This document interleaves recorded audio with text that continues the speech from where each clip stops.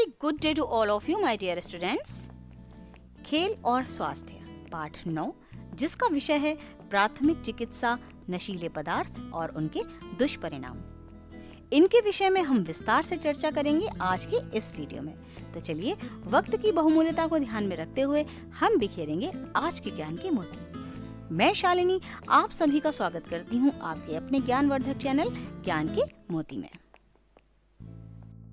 खेल के मैदान में सभी बच्चे खेल रहे थे।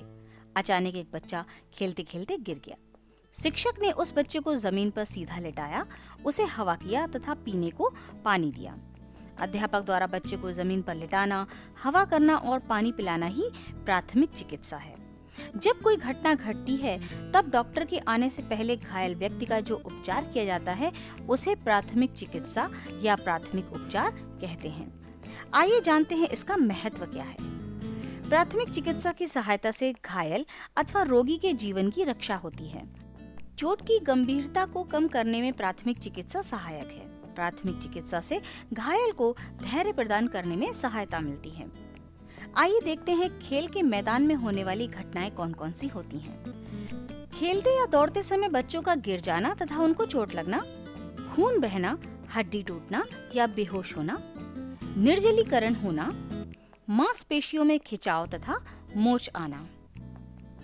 आइए जानते हैं ऐसा होने पर प्राथमिक उपचार हमें क्या क्या करना चाहिए। चोट लगने पर हमें क्या करना चाहिए। खेल के मैदान में गिर जाने से चोट लग जाती है एवं खून बहने लगता है, उस समय प्राथमिक चिकित्सा के रूप में हम ये करें। शिक्षक या अभिभावक को सूचित करें।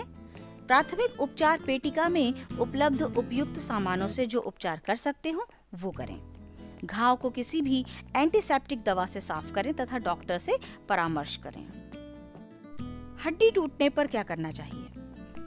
खेलते या दौड़ते समय गिरने पर कभी कभी हड्डियों पर अधिक दबाव पड़ने की स्थिति में वे टूट जाती हैं। हड्डी टूटने पर बहुत दर्द होता है।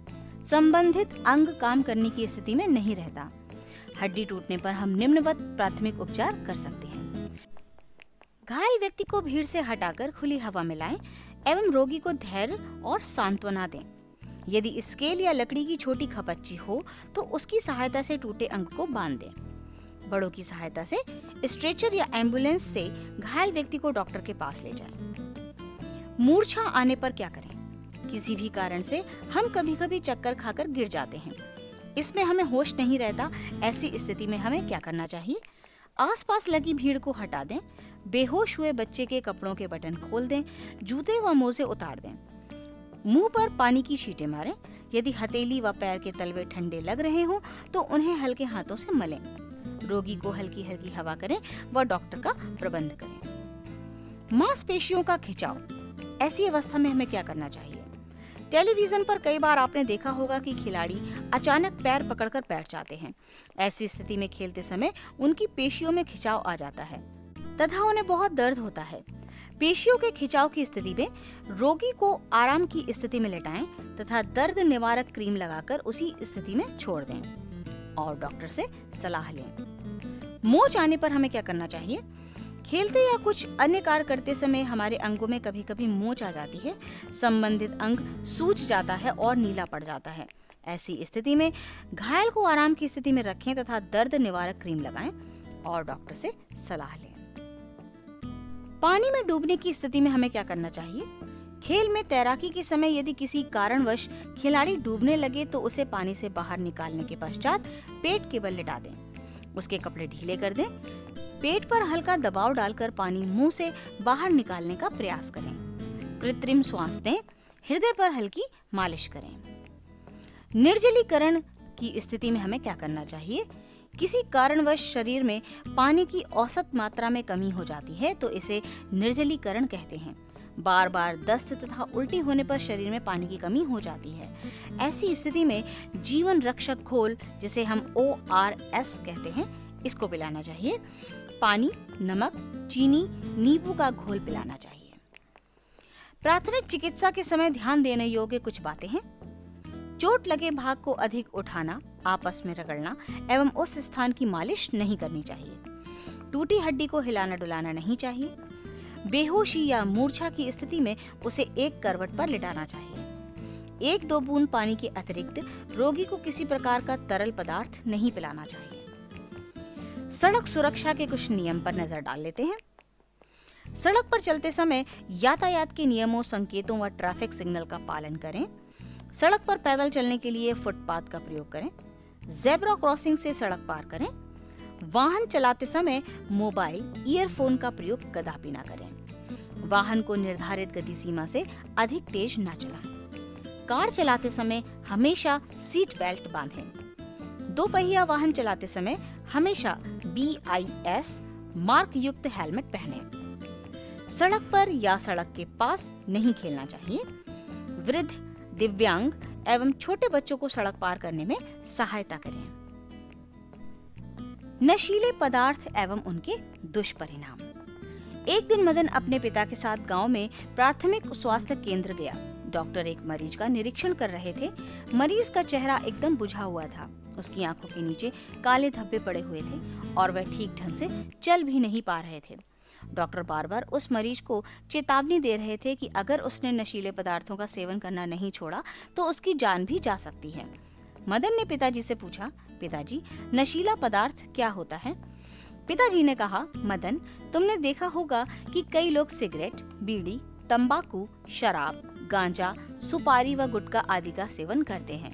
इन्हीं चीजों को नशीले पदार्थ कहते हैं। इनके अतिरिक्त हेरोइन, चरस, कोकीन, ब्राउन शुगर आदि भी नशीले पदार्थ हैं। नशीले पदार्थों के सेवन से 2 खतरे हो सकते हैं। पहला, स्वास्थ्य के लिए खतरा और दूसरा, प्रतिष्ठा की क्षति।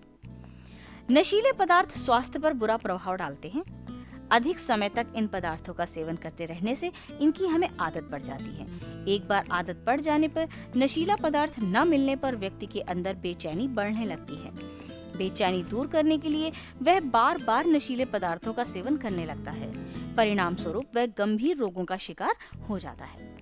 सिगरेट तथा पान मसाला में निकोटीन नामक पदार्थ पाया जाता है, जो 7 सेकंड के अंदर ही हमारे मस्तिष्क को प्रभावित करता है।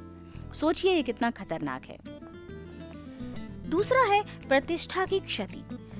कभी कभी खेल प्रतियोगिताओं में खिलाड़ी अपने शारीरिक शक्ति को बढ़ाने के लिए शक्तिवर्धक नशीली दवाओं का प्रयोग करने लगते हैं, जिसे डोपिंग कहते हैं। दवाओं के प्रयोग में पकड़े जाने पर ऐसे खिलाड़ी अंतर्राष्ट्रीय खेलों से बाहर हो जाते हैं। उनके द्वारा जीते हुए पदक भी वापस ले लिए जाते हैं। इसकी वजह से खिलाड़ी को ही नहीं, राष्ट्र को भी अपमानित होना पड़ता है। खिलाड़ी का पूरा जीवन प्रभावित हो जाता है। इसलिए बच्चों, नशा करना किसी भी तरह से लाभकारी नहीं है। इसका हमारे स्वास्थ्य पर बुरा प्रभाव पड़ता है। ऐसा नहीं है कि हम इन पदार्थों के सेवन से बच नहीं सकते। इसका सीधा व सरल उपाय है कि हमें स्वयं ही इन आदतों में पड़ने से बचना चाहिए और अपने ऊपर नियंत्रण रखना चाहिए। इसके लिए आवश्यक है कि सही मित्रों का चुनाव करें। नशा करने वालों की संगत से बचें। जब कोई समस्या आए तो माता पिता व शिक्षकों को बताएं तथा उनका पूरा सहयोग लें। यदि आपको कोई नशीला पदार्थ लेने के लिए कहे तो हमेशा दृढ़ता के साथ ना कहिए। चलिए चलते चलते इन्हें भी जान लेते हैं। सरकार द्वारा सार्वजनिक स्थल पर सिगरेट पीना निषेध कर दिया गया है। अगर कोई ऐसा करता है तो उसे समझाइए। कोई अजनबी आपको खाने की वस्तु दे तो ना खाइए, इसमें नशीला पदार्थ हो सकता है। सिगरेट के धुएं के संपर्क में लगातार रहने से हृदय रोग और फेफड़ों का कैंसर होने की संभावना 25% तक बढ़ जाती है। अतः ऐसे लोगों से हमेशा दूर रहें। डॉक्टरों के अनुसार मुंह के कैंसर के 90% मामले तंबाकू गुटखा चबाने के होते हैं। अतः ऐसे लोगों से हमेशा दूर रहें। डियर स्टूडेंट्स, आज हमने जाना कि प्राथमिक चिकित्सा का अर्थ क्या है, इसका महत्व क्या है, खेल के मैदानों में होने वाली दुर्घटनाएं क्या हैं, उनका प्राथमिक उपचार किस प्रकार करना चाहिए, नशीले पदार्थों का हमारे स्वास्थ्य पर पड़ने वाला दुष्प्रभाव एवं उसके बचने के उपाय। डियर स्टूडेंट्स, आज के लिए इतना ही। हम मिलेंगे अगले वीडियो में इसी अध्याय के अभ्यास कार्य को लेकर। तब तक के लिए अपना खूब ध्यान रखिए। जैसा कि आप सभी जानते हैं कि इस महामारी के दौरान विद्यालय बंद हैं और अब ऑनलाइन क्लासेस की भी सुविधाएं लगभग समाप्त कर दी गई हैं, क्योंकि इसका दुष्प्रभाव बच्चों की आंखों पर पड़ रहा है। लेकिन आप निराश ना हो। इस चैनल के माध्यम से आप किसी भी समय अपनी पढ़ाई को सुचारू रूप से घर पर सुरक्षित रहकर जारी रख सकते हैं। इसलिए अपना ध्यान रखिए, खूब पढ़िए, खूब बढ़िए। Thank you.